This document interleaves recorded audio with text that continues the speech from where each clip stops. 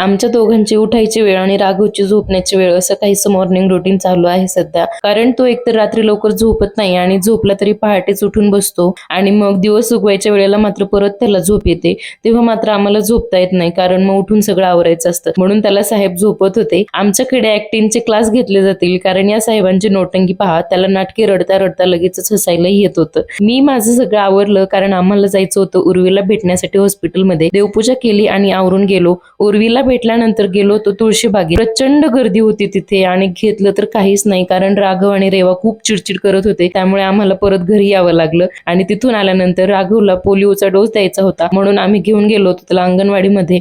तिथे डोस दिला आणि त्यानंतर त्याच्या नेक्स्ट व्हॅक्सिनची चौकशी केली. पण त्यांनी असं सांगितलं की ही व्हॅक्सिन तुम्हाला प्रायव्हेट हॉस्पिटलमध्येच घ्यावी लागेल. मी याच्या अगोदरच्या सगळ्या व्हॅक्सिन प्रायव्हेटमध्येच घेतलेल्या आहेत, पण काही व्हॅक्सिन हे इथे भेटतात म्हणून परत यावं लागतं इथे. आणि राघवने काही रडरड न करता पटकन हा डोस घेतला, त्यामुळे तिथलंही काम पटकन आवरलं आणि आम्ही घरी आलो. तर असा होता आजचा दिवस. भेटूयात नेक्स्ट व्लॉग मध्ये. तोपर्यंत बाय. आणि माझे व्हिडिओज पाहायला आवडत असतील तर माझ्या चॅनलला फॉलो करायला अजिबात विसरू नका.